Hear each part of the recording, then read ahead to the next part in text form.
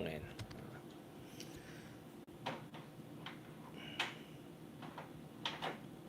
Alright, welcome back everyone to the latest episode of Deep Dive. Good morning, medyo Ben Tulfo style tayo ngayon dito sa night style eyeglasses natin. Pasensya na. Kasama po natin tonight, and of course tonight I'm really great for Justice Carpio. Thank you for joining us. Nagkaroon tayo ng konting miscom, no? Because we're supposed to also have another panel and forum together, God willing, next week. I'll post something about that soon. So I think nagkaroon ng miscommunication. So my apologies. So thank you so much, Justice, for making time for us. I know it's a bit late and I know na kailangan na magpahinga ngayon. No problem, Richard. Thank you for having me. As always, Justice, your views are highly appreciated here. Hindi naman sa hindi ko na-appreciate yung views na ibang tao. Kagabi kasama pa natin si Father Albert Aliejo at saka sila Ronald. No? So we had views from Vatican and I don't know, Italy, in different parts of the world. So maganda yung discussion. But again, a lot of that had to do with Duterte's. Of course, the ICC now just released warrant of arrest for Taliban. So we're discussing about, prospects also for Duterte. Something we can discuss later on. Tinanong din namin, Justice Carpio, maybe you're also interested. May balita ba kay Harry Roque? Apparently, dumaan siya sa Rome. Nakita ni Father. And hindi daw nag-iisa. Okay, so hindi na namin tinanong yung other kasi baka mapahamak yung promotion niya sa Vatican. He lives just a minute from Vatican. I have no news about him. Kasi whether Casablanca or Abu Dhabi. Dubai ang huling namin narinig, pero dumaan rin pala sa Rome. Okay, Justice, before we go to everything about, again, a little bit about Duterte and Trump, our usual suspects, let's talk about BBM's budget again, because over the past week, essentially, ang pinaka-dominant news is itong alleged, hindi blind items, blank items, dyan sa Bicam report, blind item. Hindi na siya blind item kasi si Digong openly na-accuse niya ng widespread corruption. What are the facts of the case, Justice? Because all the materials I see are from the Vic Rodriguez types and all, na zero credibility sa akin. From what you know, Justice, ano yung itong Bicam report na sinasabi ng mga DDS, nila Digong? Well, there are two documents here, no? Two different documents. Right. You have the Bicam report and the enrolled bill. Yung Bicam report, that is an internal document of Congress that comes from the bicameral conference composed of delegates from the House and delegates from the Senate. Yung report na yan, they reconcile the differences or whatever changes they want sa budget, sa General Appropriations Act, and then there is that report. They will sign it and they sent it back to the House and the Senate for approval, and that becomes the General Appropriations Act. That the final approved bill is sent to the President. The President does not get a copy of the bicameral report. That's internal to the House. Yeah. So he gets the final bill, they call it the enrolled bill, and that is what he signs. So dito, the blanks appeared in the bicameral conference report. Hindi nakikita ng Presidente yan. Well, officially, hindi yan pinapadala sa kanya. So, ang pinadala sa kanya, yung the approved by both houses, they call it the enrolled bill, yun ang pinadala, yun ang pinirma niya. Yung enrolled bill na pinadala sa kanya, kompleto, walang blanco. Right. So kung meron mang problema yung Bicam report because may mga blanks, it's only the fault of Congress, House and the Senate. Bakit sila pumirma ng report na may mga blank? Pero yung dumating sa Presidente na walang blanco. So you cannot blame the President because ang dumating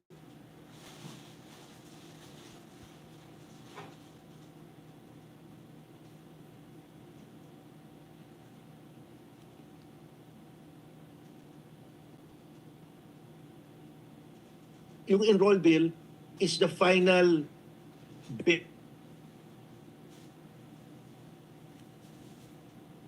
na the President can rely on.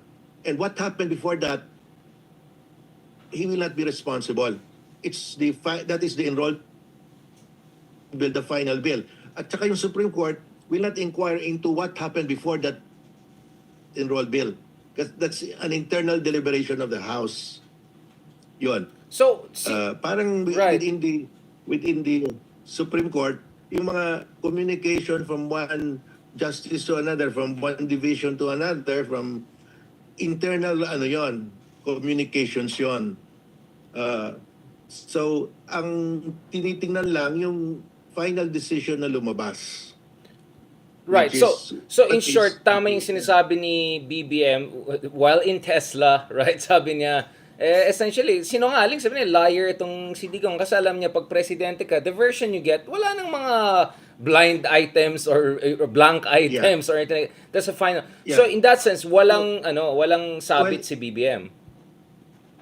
Walang sabit si BBM, pero tama rin si President Duterte and si Ungab kasi sabi they were referring to the Bicam report. Right. Na may blanco talaga sa Bicam report, kita naman natin. Pero ang mali nila Duterte at saka ni Ungab, biniblame nila si BBM. Yes, they had nothing to do with the Bicam conference report. So they jumped to the conclusion na meron ding blank sa enrolled bill. In fact, sinabi yan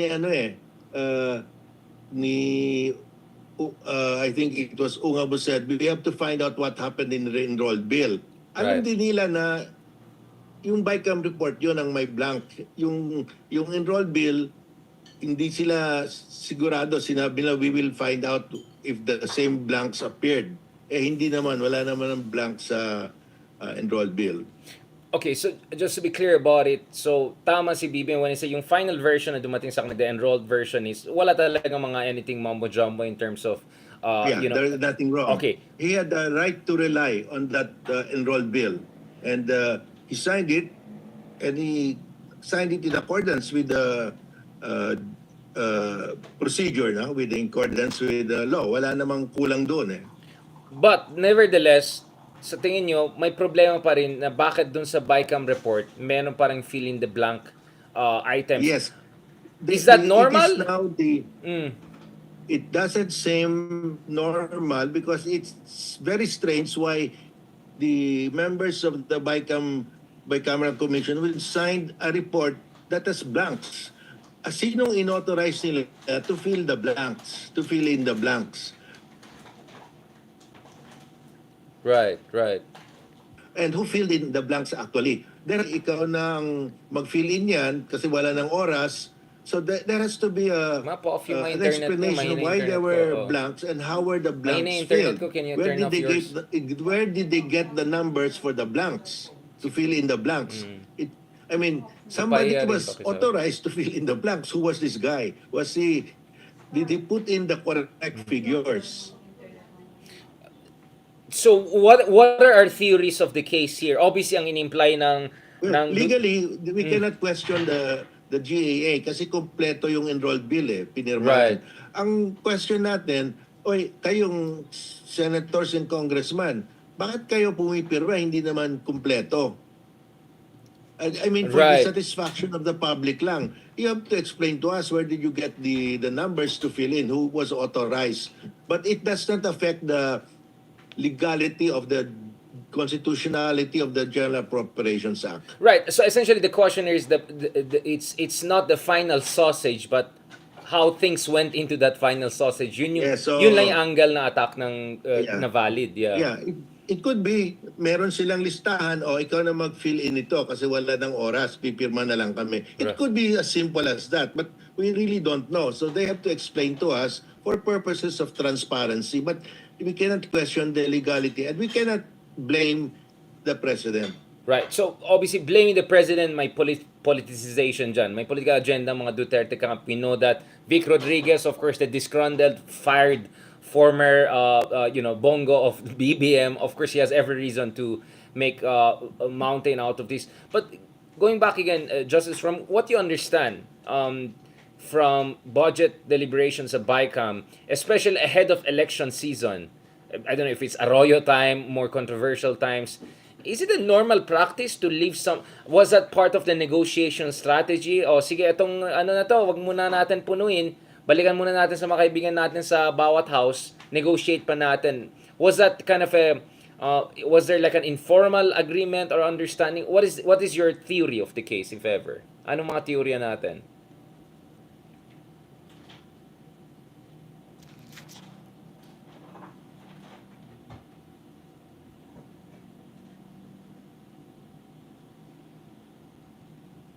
Sir Justice, ulitin ko lang. I think may connection problem na ako. What is our theory of the case? Baka si Justice yata yung may problema pala sa connection. Yeah, I just wanted to clarify lang. So, ano yung potential theory of the case natin dito Kasi, you know, so it looks like tama si BBM na yung final product, right? Yung final product ay legal because all of the items are filled up, walang room for mumbo jumbo or anything like that. So in that sense, tama si BBM. And obviously may political agenda ang mga kabilang kampo to make to exaggerate this and to make it look as if BBM was signing up to something that would provide excessive room for discretion sa mga kababalakan na pwedeng gawin ahead of elections. But what I want to understand here, of course, is what is the modus operandi when it comes to these kinds of negotiations? Is it kind of an understanding na you leave some space for negotiation, you leave some empty space para balikan mo yan? Or baka naman, I don't know. Yun nga huli ka balbon, yun yung mga sinasabi ng tao. Justice, no worries. I went Donald Trump just talking like that, yung apparently style, right? Like don't worry. No, I was just saying, so I think we all have an agreement that tama si BBM na wala siyang sabit dahil the final version he got was legit. But what I want to understand here is that what is your theory of the case in terms of were there was that part of the negotiation and naiwan natin ito? Is there precedence for this under previous administrations, including the more interesting administrations? Base sa alam mo, kasi Justice, you're very well informed about how informally things operate. Naka-mute po kayo, Justice. Sorry. Opo. Yes, Justice. What is your theory? Yeah. Well, I don't remember anything like this happening before. Right. And this is the first time that it has been discussed openly. It might have happened before, but nobody brought it up. But this is the first time. But it will not affect the legality of the passage, no? Because we cannot blame the president because what reached him was the complete bill. But having said that, it doesn't mean that there are no possible constitutional defects in the provision itself as approved, no? The complete bill. Because we do intend to file a case in the Supreme Court questioning certain provisions of the 2025 General Appropriations Act. Can we talk about that, Justice? Because you still have a petition before the Supreme Court. We're expecting that by next month. Hindi nangyari this month. Gaano kahalaga, again, for people who didn't follow our earlier discussion, gaano kamahalaga itong kaso na ito sa Supreme Court, and how important could it be in making sure we have a measure of transparency and accountability pagdating sa budget issue? Because this is now the hottest issue of the year so far. Yung suspicions or allegations of, essentially mumbo-jumbos with our national budget. Well, for this budget of 2025, we will raise several constitutional issues, no?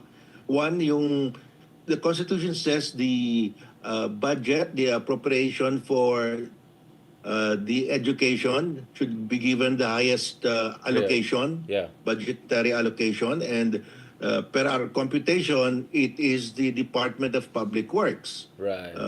Because they from the National Expenditure Program submitted by the President, the budget bill that is submitted to Congress, tinapyasan nila yung DepEd of about 12 billion for the computerization, nawala yon.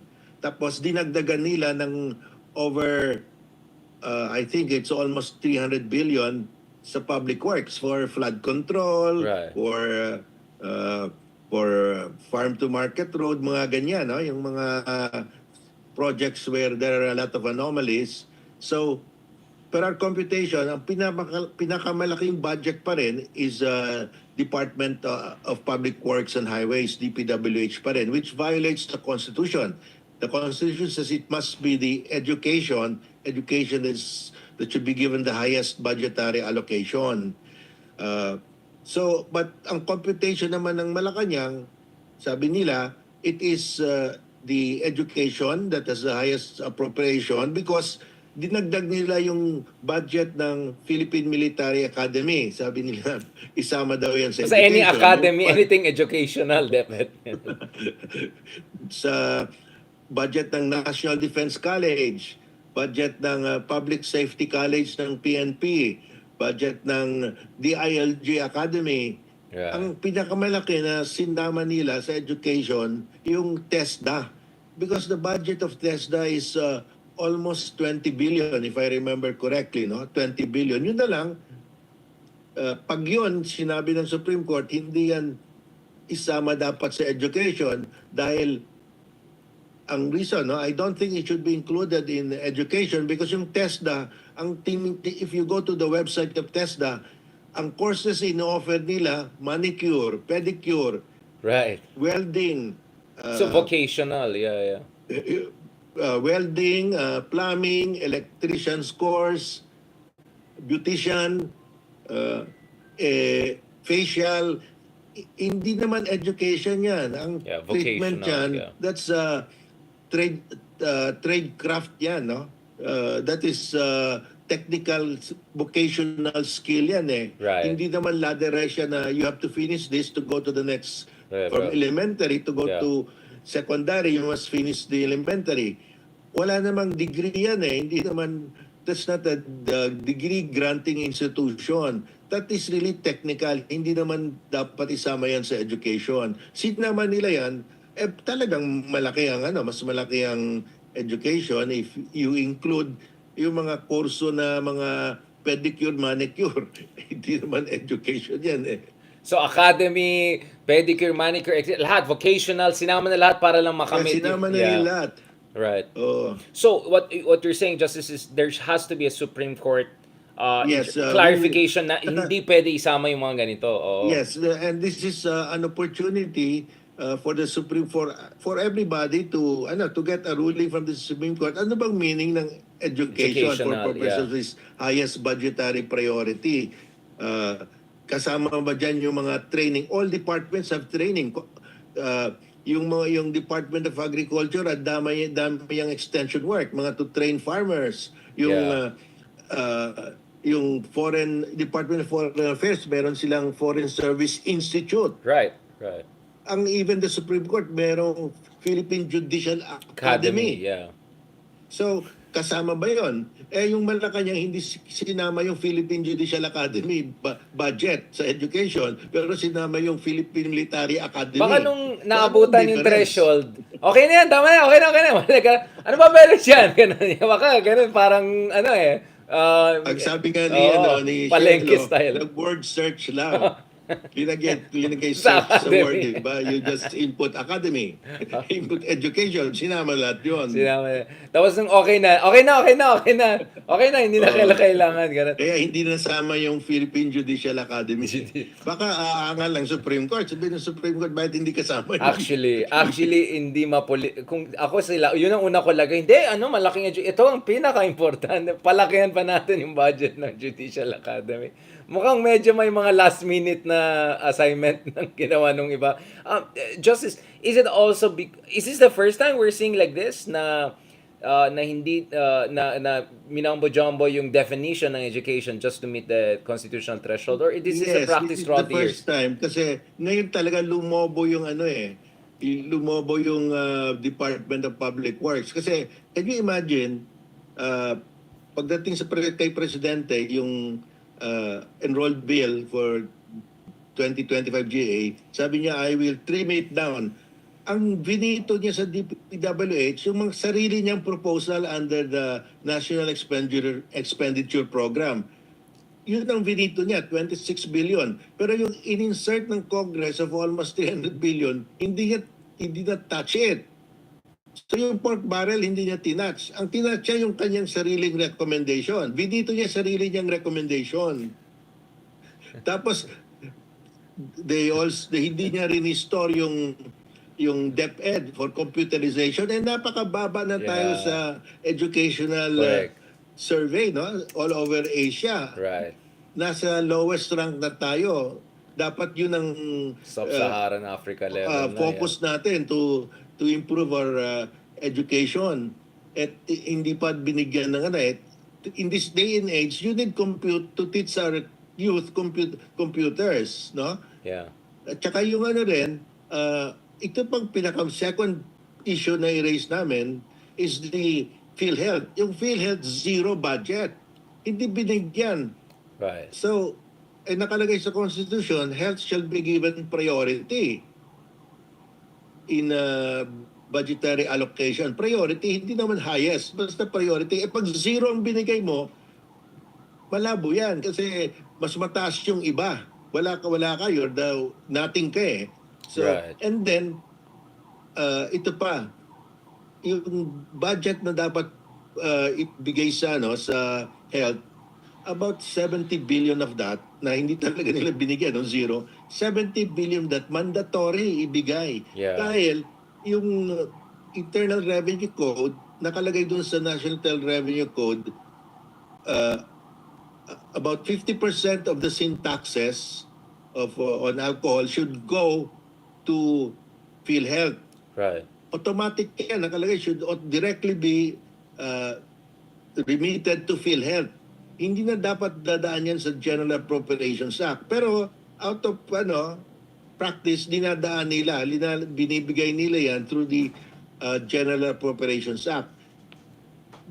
But this year, we need hold nila completely. So in effect, they suspended the National Internal Revenue Code, amended or suspended. Hindi pwede because the General Appropriations Act cannot amend an existing law. It can only appropriate. Yung hindi nila niremit, they change the law. They are right. ang dyan, it was Congress to pass a law. Grabe, dapat garapalan yung PhilHealth will have 50% of the sin taxes. Sila mismo, hindi nila sinunod. They did not follow the law that they themselves passed. Yun ang meaning yan. Congress is not following the very law that they passed. Kasi sinabi nila, it should be, the share of PhilHealth should go directly to PhilHealth. Grabe, no? In-impound nila, linagay nila sa Department of Public Works for flood control. Justice, medyo umakyat yung blood pressure ko yata. Justice, I think I'm gonna officially defect from Team Ronaldo and Trillanes. Sali na ako sa inyo ni Cello para mas galit na ako sa kabila ngayon. Officially, I'm gonna defect from one side of this fence to the other. No, I'm just kidding. Justice Carpio, may mga tanong iba. Si Eden Olon, ang tanong niya, if the signed 2025 budget is proven to be unconstitutional, then what budget then will be implemented? What are the corrective measures that can come in should the Supreme Court go your way? All the Supreme Court can do is declare it unconstitutional. Pwede sabihin ng Supreme Court, okay, yung budget ng DPWH, one approach, yung budget ng DPWH, because it's higher than education, we will cut it so that it will 1 peso lower than education. That will comply. One of the possible decisions. Yung sa PhilHealth naman, sasabihin ng Supreme Court, okay, yung sin taxes, you cannot withhold that. You have to give that directly because the GA cannot amend that. Right. So magkakaroon ng about 70 billion ang PhilHealth, no? So, so may corrective. Yeah. So ang suggestion ko, the President, because ang daming galit na tao but this can be diffused. The President can just say, I am sending a supplemental budget, a mandatory budget to Congress. So ang gagawin niya, ibalik niya yung computerization budget, tapos ibalik niya yung PhilHealth, bibigyan niya ng about 70 billion, at saka kunin niya yon from the bloated budget of DPWH. That will diffuse the situation, the current crisis, no? So the Pwedeng president can still, i-solve ng presidente, right? but pag ginawa niya ito through the Supreme Court, the Supreme Court cannot add yun ang problema. It can only strike it down Right. Yun nga eh. And I'm sure some of the some of the skillful people were aware of the limitations of also the intervention. But nevertheless, the political damage is huge. So what we're saying is that it's really incumbent upon the president to come in, di ba? And take up the cudgels and correct it. Kasi ang backlash kay BBM eh. All of this is reflecting badly on BBM, di ba? Justice, I mean, the conversation has really changed. The momentum has really changed. Yes, I think this is he doesn't need this kind of problem. I mean, it's so easy to correct. Yeah. And it's the right thing to do, the constitutional thing to do. You should just do it. Right. Madali lang talaga. He just announces today, this will be fused. I will ask Congress to amend the GAA. Ginawa na natin yan when during the COVID, they passed another Right, document, exactly. the General Appropriations Act. Rini-align nila, linipat nila yung some of the budget, no? So pwedeng gawin yan. Pwedeng gawin yan, assuming the president recognizes how big of a political crisis is this, and two, he doesn't need this crisis kasi this one is really going to bring his ratings down. Yeah, I mean, kasi the thing is, matagal mo na wino-warn yan. Justice Carpio, you were among the first people who said, don't mess up with this. Nung PhilHealth fund transfers pa lang last year, you have been warning this, and yet, mukhang may mga makulit talaga siya. Do you think heads should roll? I mean, some people say that the Zaldico removal was kind of one way of correcting it. Yeah, it was an acknowledgement that something terribly wrong happened, but he was removed, but the budget is still there. It's and still there, yeah, problem exactly. is the budget. Yeah. No, And it's easy to correct it. And it's an election year. There could be a backlash, no? I don't know if in their calculation, basta may ayuda, may bibigay silang pera, iboboto sila. That could be their calculation, no?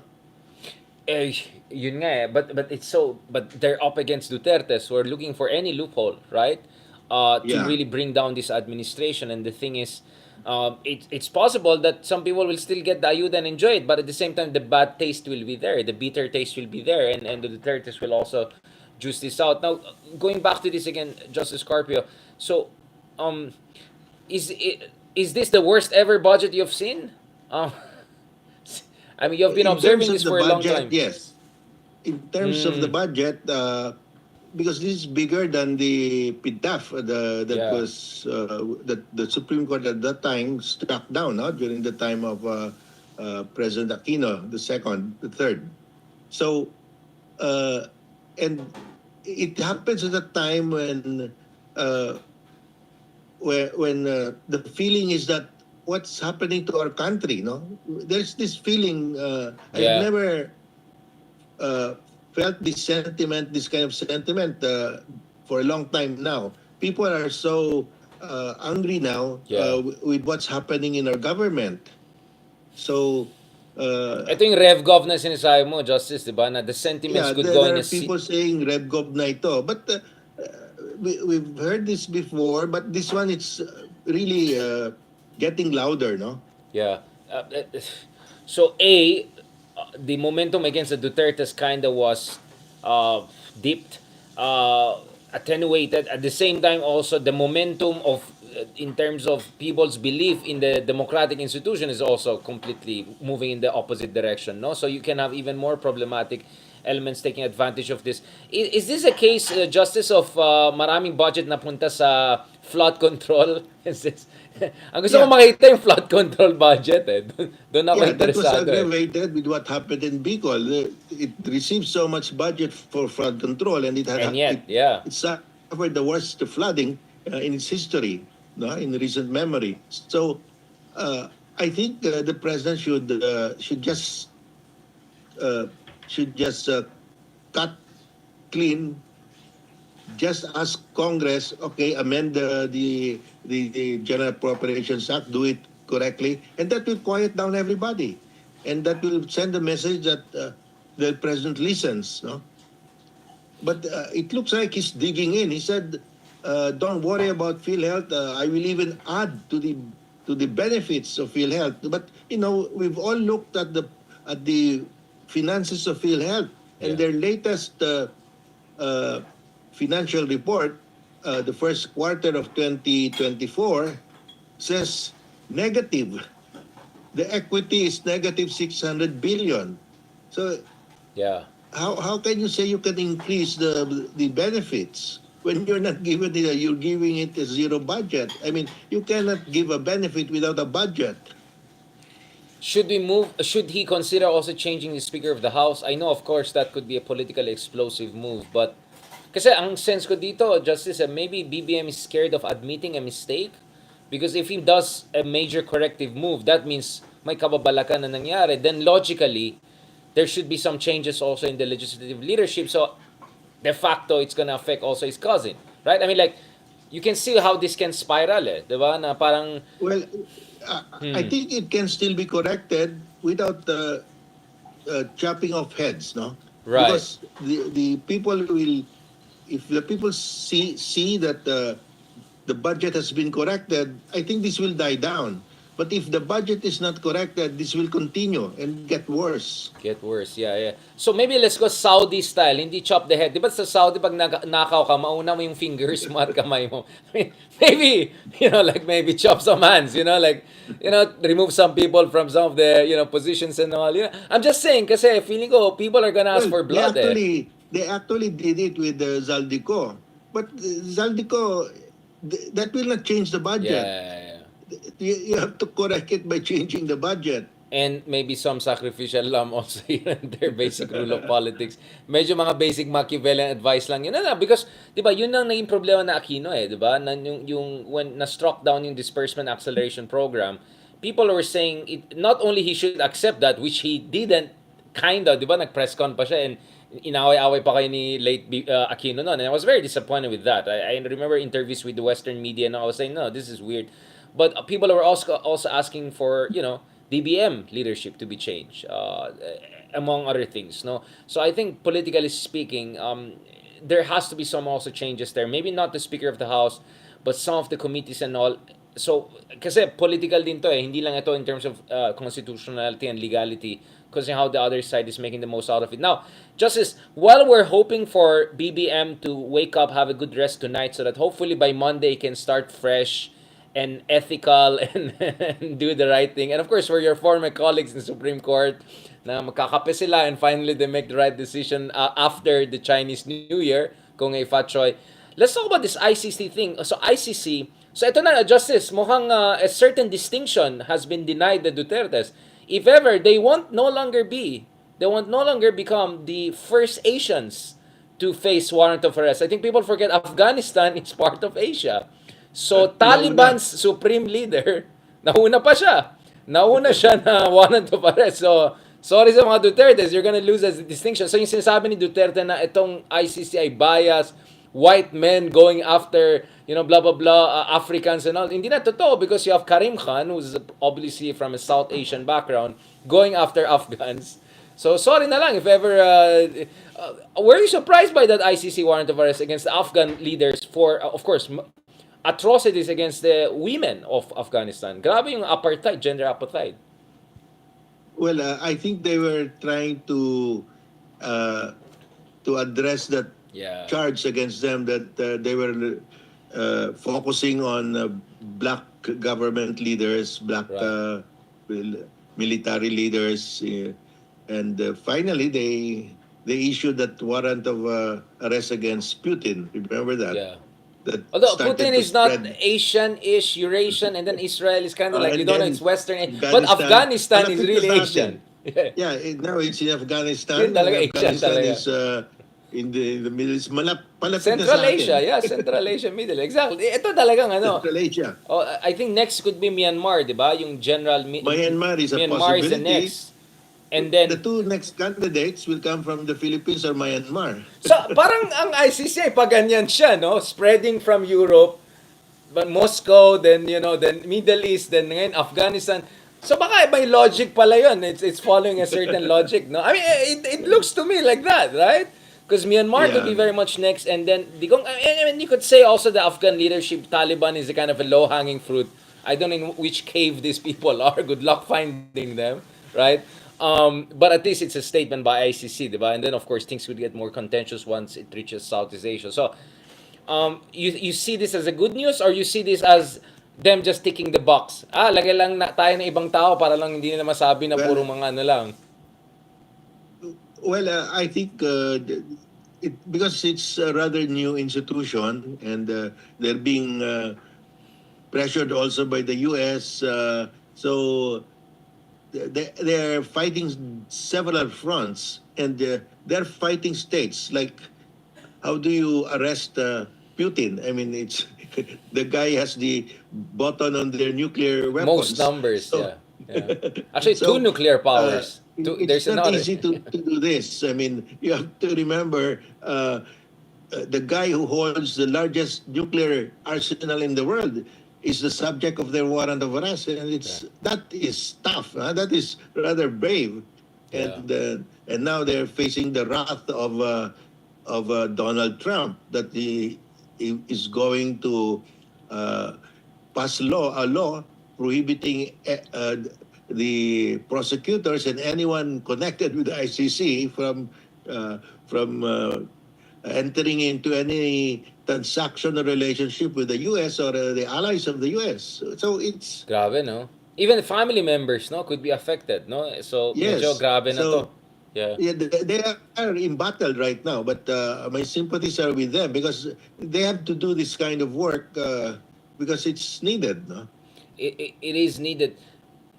What is your read so far? Because we're towards the end of our discussion, Justice Carpenter. I want to go to the West Philippines and Philippines, and I have a couple of important things to discuss with you on this. So here we are, Donald Trump. Andito na siya officially. What is your read of Donald Trump's early days, appointments, etc.? Because one of the things we notice with Donald Trump, obviously on one hand, he says he's a man of peace. He wants to end wars. And in fairness to the guy, if you look at a lot of his appointees, right, whether it's in Pentagon, whether it's the State Department, they seem to be very parang non-confrontational guys. So Demino, for instance, in the Pentagon, the new Middle East chief guy says, we have to cut a deal with Iran. Let's not go to war. That's not an important region to us. Trump himself said he's open to cutting a deal. He called on Putin to end this ridiculous war. So he's trying to help Ukraine to come from a position of strength. So, and then the new guy who's taking over the Southeast Asia, the Pentagon, who also wrote a piece I can forward later on to people, also saying that, and this is crazy, Justice Carpio, actually, finoword sa akin, natag ako ng former members of Biden's National Security Council, right? They tagged me kanina on Twitter, this crazy article. May term yung new Southeast Asia Deputy Assistant Secretary ng Pentagon. Ang article niya, last year, ina-argue niya, he's arguing in favor of a cooperation spiral with China. At sabi niya, kasama dyan sa cooperation spiral would be US will withdraw its weapon systems and maybe even EDCA bases in the Philippines for every reciprocation by China, meaning China will also withdraw its warships from the Philippines exclusive economic zone. Nagpanic on both sides because I also saw National Review also writing something about this na Trump is bringing a lot of these guys who are kind of a Koch brothers, think tank guys na libertarian na essentially isolationists. Let's not get into war with Iran, with Russia, with China, never mind, whatever. Although, and then at the same time, you have Marco Rubio making the Philippines the number 3 in the countries that he called, so you could see the priorities. Pete Hegseth, the controversial nominee who just got confirmed last night. All of them, and Mike Waltz, who just met Gilbert Chodoro in Washington, D.C., all of them naman saying is that China is important and they'll help the Philippines. What is your read of Trump? Sabog? I mean, is this going in all directions? Or medyo confusing, di ba? I mean, you can read this in different ways. The way I look at it, Trump is very incoherent, Yeah. inconsistent, contradictory. Why? He said he's a man of peace, he will stop wars. But it looks like he's stopping wars of other countries, but he will have his own because he's threatening to seize Panama and the Greenland. But there will be And he no doesn't war, rule out Justice. force. There will be no war. He does. Wala silang laban. Kawawa itong mga bansang to. Greenland, Panama. He's not ruling out the use of force. He Yeah. said, we will not use force against Canada to Right. make it the 51st state, but we're not ruling out force to get Panama Canal and to get Greenland. I mean, that's exactly the Putin theory. He's like Xi Jinping, he's like Putin. I mean, that's contradictory. How can you be a man of peace? For that, I don't think he will get the Nobel Prize for Peace. He wants to get the Nobel Prize for Peace. He'll never get the Nobel Peace Prize for that statement, for that Oh, assertion. actually, na-disqualify siya. So maybe He disqualified himself. he will make the And- peace deal with Iran and Russia and then he'll invade Greenland and like, bakuhan niya yung... Tapos Denmark pa yung kaaway, di ba? Which is katabi ng Norway, which gives... Yeah. And what you said that we are just a pawn here, that they will withdraw their EDCA bases, they will withdraw the Typhoon missiles in exchange for China. I mean, we're just a pawn here in the war, in this in their battle for supremacy.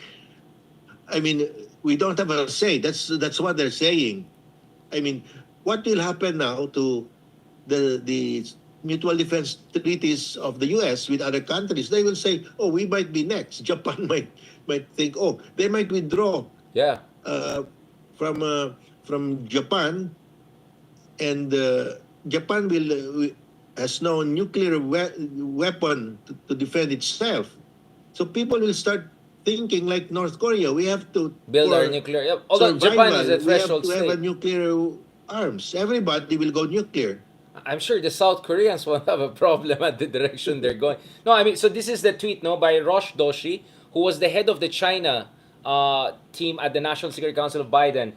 So he tagged me kanina, ito yung issue, no, quoting Andrew Byers. So this is the new guy who's gonna lead the Southeast Asia team at the Pentagon. Ito yung sinabi ni Justice, the U.S. might begin a cooperation spiral with China by proposing to remove U.S. military forces or weapon systems from the Philippines in exchange for the Chinese Coast Guard executing fewer patrols in the South China Sea. And it Fewer goes patrol, on.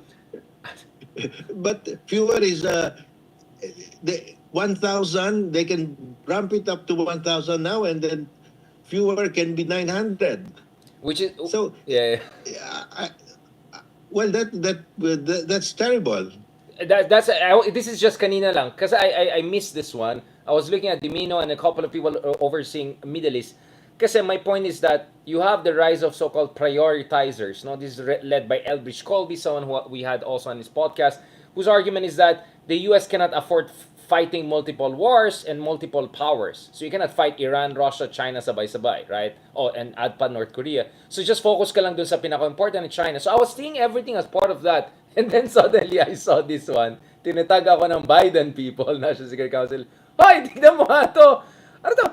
Cooperation spiral. So, that's point niya, pag China hindi sumunod, ibalik na naman namin ulit yung weapons sa system sa Philippines. Ano ba tingin niya sa Philippines? Open highway? Ay, sorry.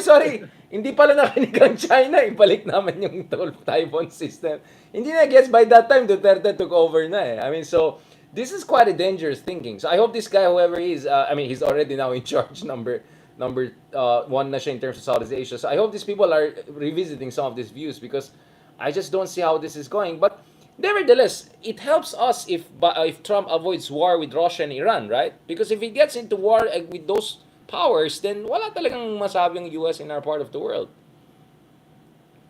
Yeah,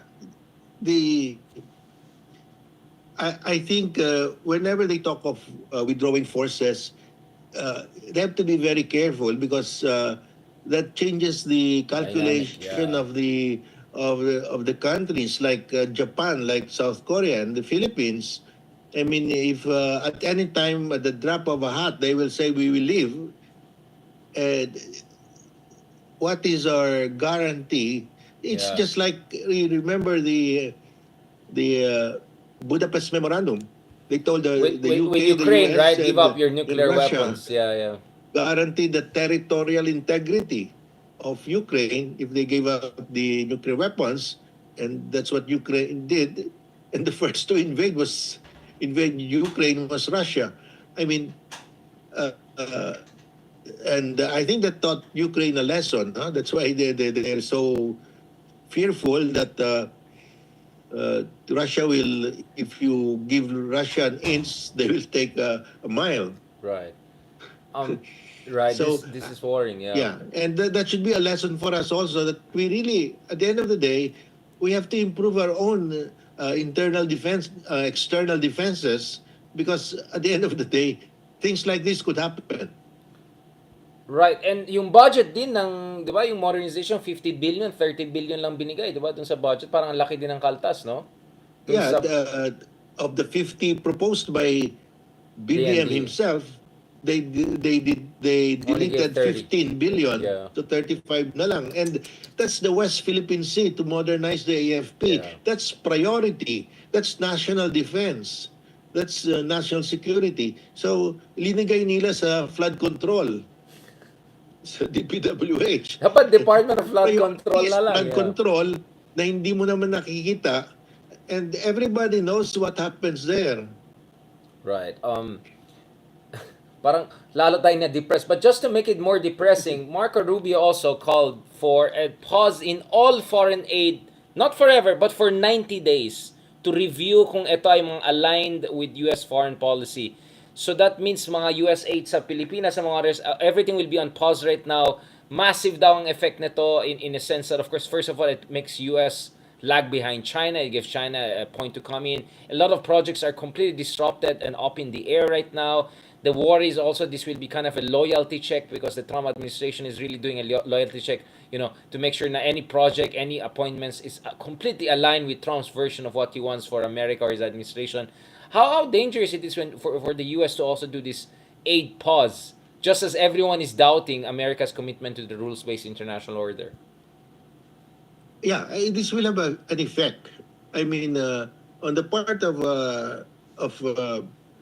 national security analysts all over the world. I mean, to pause your support is a big is a big problem for these countries. What if this becomes permanent? So that's why I said we have to prepare for the day when the U.S. might become an isolationist country, because it has happened twice in history. So let us stop reducing the budget of our AFP modernization. And, they decided to cut it by 15 billion, and suddenly here, US aid is paused. I mean, if it becomes permanent, what happens to us? We have to rely on our own external self-defense forces. At the end of the day, that's our only guarantee. And the DOJ discuss, of course, we'll discuss this more on Wednesday. When God willing, we'll meet in person, Justice, for our OTAC forum. DOJ is talking about a second arbitration case against China. What is your read on that? Is this something closer to what you have been advocating, or is this just another statement? Yes. Well, I've been advocating for more arbitration cases to be filed, but I don't know if they are serious with this one, or it's just, they've been saying, the DOJ has been saying before that they are about to file, and we're about to end the first half of the term of BBM. So I think we should pursue this if they have been thinking about this, but I don't see any preparation so far. Last point, Justice, kasi mukhang galit na rin, lahat tayo galit na rin. So, in a week or so, there'll be another rally at EDSA. This time naman, hindi yung mga peace rally. Ito yung mga galit rally. Mga galit sa corruption ay kababalaghan. What is your advice, Justice, for the genuine opposition to come together? Because I think nagkaroon ng de facto, hindi naman division, but in a sense that on one hand, there are people like you, Chelo, among others, who have rightly focused on this really controversial budget. And then at the same time, there are people like Senator Trillanes, Senator De Lima, among others, who have really been on the front line of exposing the Dutertes and making sure tuloy-tuloy na itong impeachment na to. How do we make sure na ma-harmonize natin lahat ng genuine opposition para the message is on cue and the result is for the best of the country? Kasi we have to make sure na hindi tayo maging tuta ng any wrong side, di ba? You have to make sure that maging autonomous force ang opposition. What are the efforts we should do? What should be the messaging discipline? And what do you think are the gaps that we have to fill in the coming weeks? Attend ba kayo, Justice, dun sa 31 ba yung rally or 30? Yeah. Well, we already came out with our messaging, Right. and it covers both our criticism, our demands on the budget for 2025, and also for accountability against the BPM and the Dutertes. We're asking also to hold the Dutertes accountable. In fact, the specific demand that we're making is because remember in the Quadcom hearing, the money, that 125 billion, landed in the possession of the two military aides. But they stopped questioning the military aides. I mean, the last nail in the coffin is to ask the military aide, what did you do with the money, the cash that was given to you? They did not ask the most important question. And they said, oh, we will allow the DND, the military, to investigate these two. But we have not heard anything from them. So we are demanding that Secretary Gibo make public the results of the investigation. We want to know what these two military guys did with the money.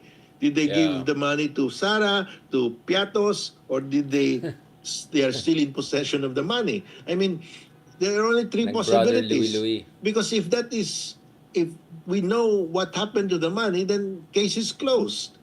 I mean, the cases can be filed already. I don't know why the most important question was not asked by the Quadcom. I really cannot fathom this. So we have included that in our demand. So we're not focusing only on the budget, but we're both sides. I mean, we're demanding prosecution even of Duterte for the human rights violation. It covers everything, but for us, because of time constraint, we really need the budget to be amended. That's why that has become the number one. Yeah, thank you so much, Justice, for that. You're optimistic naman na at the end of the day, the good forces will come on top. Kasi parang ping-pong ang nangyari.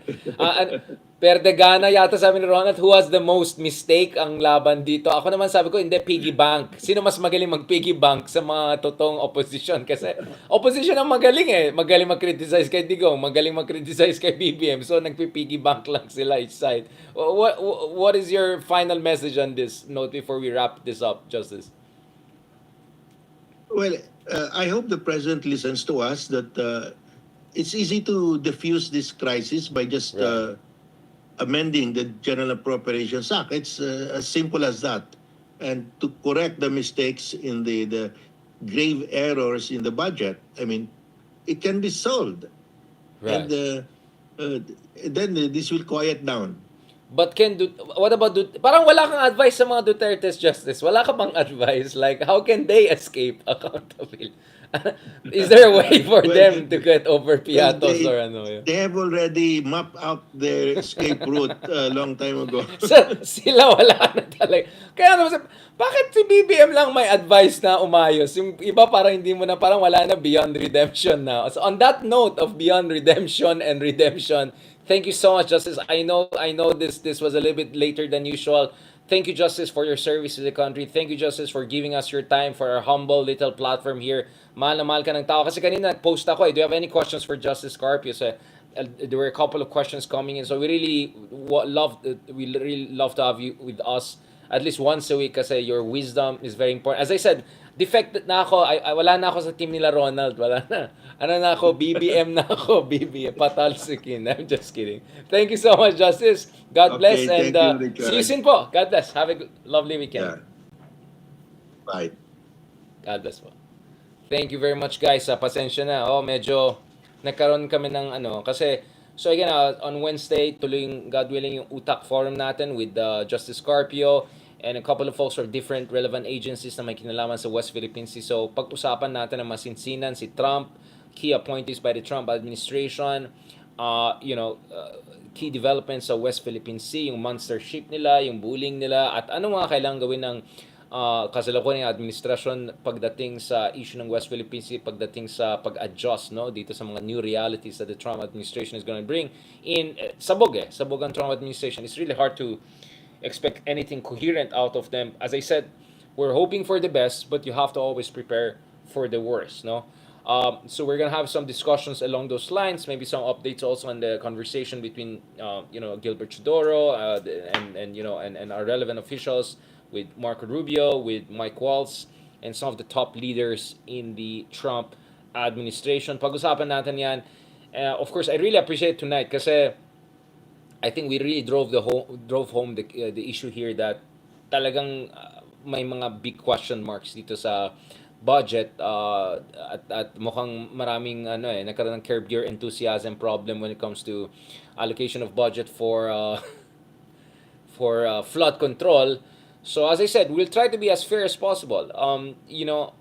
As I said, I believe that there's always a greater evil that you have to deal with, that there are levels to this, and in fairness, Justice Carpio was also clear that as far as BBM himself is concerned legally, wala siyang sabit dahil the final enrolled version that he approved, walang mga blank items, wala man lang ganun yan. But nevertheless, we know how politics operates. The president has influence over how budgets are passed. His cousin is the Speaker of the House. We know the dynamics between the executive and legislative pagdating sa budget issues. We know na parating na elections. We know all of these facts. So I think while I agree that constitutionally speaking, right, President could be off the hook, politically he's not. And all of this is being blamed on him. So it's absolutely important for BBM to do the right thing here, to do the corrective thing here, and for the Thor hammer to come down. Except, Thor ba siya? Ant-Man, di ba? Ant-Man. Yan ang problema. You need the Thor's hammer. Kaso Ant-Man yung nakuha natin. But anyway, thank you so much, guys, on that fantastic conversation. May God bless you, and may God bless your loved ones. And yes, may God bless also people who just passed away recently, including Gloria Romero. Our condolences to her family and loved ones. Nakita namin siya dati dun sa church dito eh. Salamat, guys, and have a lovely weekend, and have a blessed Sabbath day tomorrow. Talk to you soon. Marami tayong pag-usapan. Next week, God willing, we'll have more in-person conversation, and hopefully follow up din tayo as we enter the final days of deliberation on the budget, and as we head into the Chinese New Year, and hopefully the elections proper. God bless, and talk to you soon. Maraming salamat po. Thank you very much.